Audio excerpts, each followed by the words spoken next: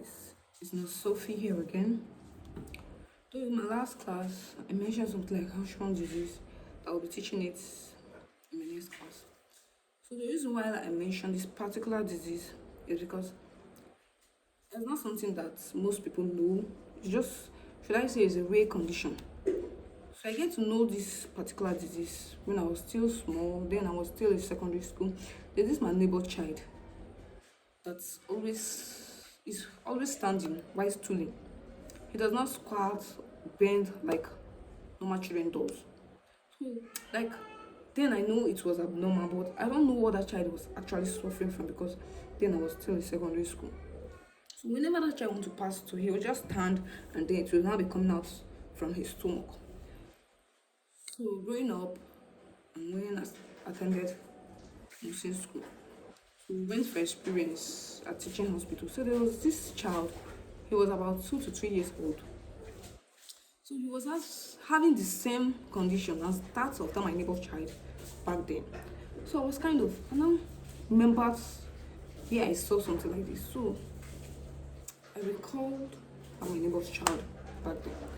I was not like, I've seen something like this before. I started thinking, and then I remember the baby, just like I said. So I now went through the child's folder. I asked those doctors that I was working with, and then they explained it to me. They said the disease is called hirschsprung disease.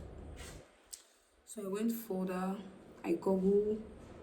The reason why I did not do my research then because I don't know what that disease was called. Like I cannot do research for something I don't know, and then I don't even have Android phone.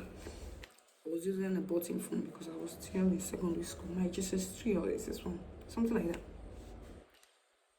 So I just say let me just bring it out here so some of you will know about it. Mostly the nursing students, in fact, medical students, like both those in nursing, med lab, and doctor. So because disease is not something that normally occurs, like you understand, it's something rare. Just let me just explain it to you guys. So when you see something like this, or you hear something like this, you don't start looking like it's something new. At least you have a flashback. I saw it on YouTube, someone explained about it on YouTube. So that is it. Hirschsprung disease, also known as agamnionic mechanical, is a congenital condition affecting the large intestine, causing problems to person of stool. So now I'll be talking about the symptoms of Hirschsprung disease. In newborn, the symptoms that occur is meconium.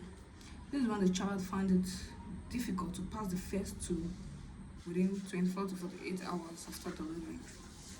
Then in some older children, some of the symptoms are abdominal pain, swelling of the stomach, excessive gas, infection, vomiting of greenish or brown substance, and then constipation. So now I'll be talking about the causes. Most cases, the causes are idiopathic. Idiopathic means unknown. Then in some cases, it might be genetic. While some is when there is missing of nerve cells in the large intestine. So now I'll be talking about the complications of Hirschsprung disease. The complications occur after surgery. So firstly, we have enterocolitis. This is an inflammation or infection of the intestine. So secondly, we have constipation. Thirdly, we have diarrhea. And then fourthly, we have narrowing of the anus. So that is it for Hirschsprung disease. Thank you for your time. Thank you for watching. So please just like and subscribe to my channel. And if there's any question you have, you can just write it in the comment box. No, Sophie is here for you. So next topic, I'll be talking about some of the prefix and suffixes in nursing that you need to know as a nursing student or to become a nurse. So I wish you all the best. Thank you. Love you all.